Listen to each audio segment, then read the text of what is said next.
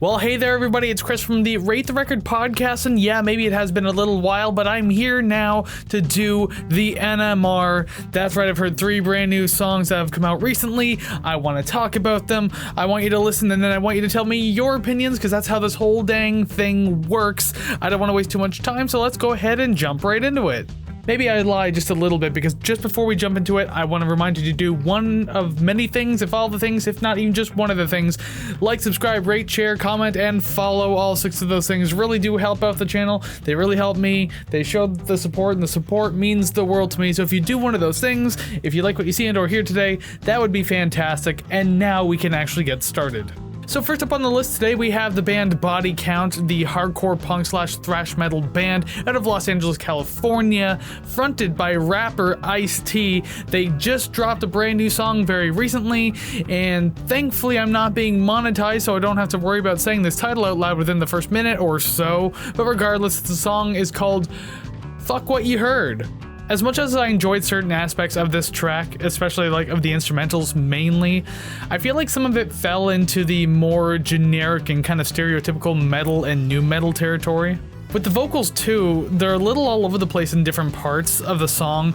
Some parts it was mixed fine, other parts it was blanketed and felt too low in the mix. So it's a very weird production choice going through this, how sometimes it would just be more prominent, other times it was just like, no, let's hide it behind things. Maybe it was me, but I listened to it through 2 different sets of speakers and headphones, and it still sounded the same each time, so I don't know. Not the greatest production.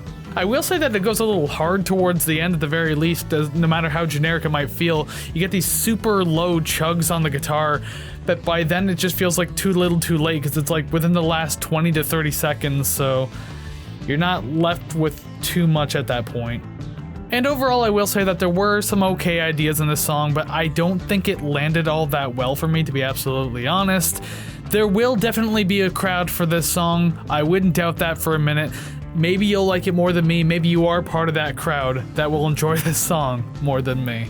Next up on the list today, we have Jane's Addiction, the alt-metal / rock band, also out of Los Angeles, California, and they just dropped a brand new single, the first single in 34 years that actually has the entire original lineup on the track. Eric Avery came back, so that's pretty awesome. 34 years later, they released a brand new song called Imminent Redemption.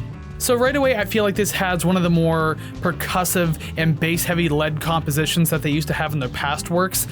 And then you combine that with some modern touches that have far more polished choruses, harmonies, very expansive sounding choruses too, so it's a good mix of what was old, what is new, that kind of deal.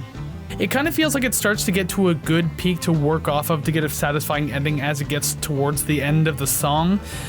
But it does cut off pretty early, which is kind of unfortunate, because I was kind of hoping for something a little bigger to end the track, and considering the song's only 3 minutes and 2 seconds long or something along the lines of that, they could have taken at least 30 more seconds to build something a little bigger. I think that would have been more exciting, had a better progression towards the end of the track. I don't know, like, the song is fine, but just the ending was kind of a letdown. But overall, I will say that it is decent enough. It's not mind-blowing or anything, but it's still a very favorable, lively, and enjoyable little track. I mean, it's good to have new Jane's Addiction this far into their career, and who would have ever thought we would have seen the entire original lineup again? I'll take it, it's fun, and yes, I wish I was seeing them live soon, because they're going to be coming to Toronto at some point in the future at the point of recording this video. But those tickets, man, those tickets are expensive. So have fun if you're going. Other than that, I'll just sit here and listen to Jane's Addiction, I guess. And finally on the list today, we have one of those Bandcamp bands that I've kind of gone searching for new music, just kind of spread across that platform. I do this once in a while, and I want to incorporate it more, so here it is. Today I did The Spine, and it's a one-man post-punk project based out of Philadelphia, and he just released the project's very first demo since going solo from his previous band, and the song I'm checking out today is In Search of a New Lake. This has a pretty decent throwback feeling to it. I feel like it pulls off the post-punk atmosphere pretty well for the most part. The work between the guitar and the bass as well is pretty entertaining throughout the entire track.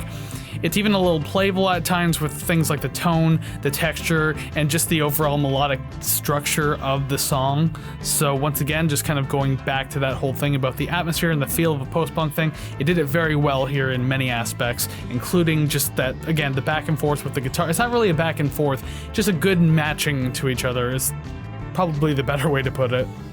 Now, as you'd expect from a post-punk revival style of track, it does carry that lethargic and melancholic style and feeling to it. It's not necessarily a bad thing, though, I will say. That I know saying lethargic's not exactly a good thing, but most post-punk has that kind of a downer type of feeling, especially in the vocals. It's fine here. It lives up to what the style should be.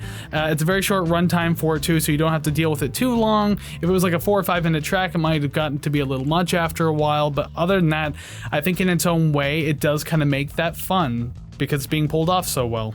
And overall, I could probably just leave it right there too. It is a good revival track. I like post-punk, I like the post-punk revival, and so this is just another band and song to throw in that big bowl of awesome music that I'm enjoying out of this whole revival phase that's been going on for quite a while now, actually. It's not exactly groundbreaking or anything, it's not going for anything new, but it is pretty faithful to the style, and it's all the more pleasant in that right for it. So yes, I like this one. And those are the songs that I have checked out for the NMR this week, so thank you very much for joining me and listening to these songs with me. And if you did indeed listen to these songs with me, do me a big favor down in the comments below. Please go ahead and tell me what you thought of these songs. Did you like them? Did you hate them? Do you agree or disagree with me? Very curious to know your opinion because, you know, this whole music commentary thing, I give you my commentary. I want to hear yours too. That's part of this whole community thing I'm trying to build, so please go ahead down in the comments. What did you think of these songs? Let me know. And remember, you can also find other places to let me know your opinions as well, among other things, by going to ratetherecord.ca. That is ratetherecord.ca. All the social media links are over there, so by all means, you can let me know on the social medias as well. You can also find streaming links, merch links, and of course the RTR Club, in which you can join for $3 a month if you do want to financially support the show. All of those things found at ratetherecord.ca. Did I say streaming links at ratetherecord.ca? I absolutely did, because the podcast is finally back. It was gone for half a year. Season 6 is now upon us. I stopped doing the NMRs for a while just so that way I could get into full production again of the podcast, get myself used to it and everything like that. So that's why hopefully the NMRs will actually be back on a weekly schedule now, with now going one episode a week for the podcast, 1 episode a week for the NMRs. I think it'll work out well going forward like that. So yes, the podcast has been back for a little while now. 6 episodes have come out since July started, and the most recent one was this past Monday, episode 107. I took a look at Blink-182 and their massively huge, successful 1999 album Enema of the State, so you'll definitely want to check that one out. Monday will be episode 108. I don't want to spoil it or anything, but I will say it's a brand new album. I actually do brand new albums on the podcast, and so I chose a brand new one that just came out by a very legendary band in their genre. Don't want to say too much more about it, so you can tune in on Monday and check that out. And also on social medias, I spoil who it'll be on Friday, because obviously the RTR Club gets it early. That's all you need to know, though, so go watch 107, go watch the episodes you've missed. It's been fun to do so far.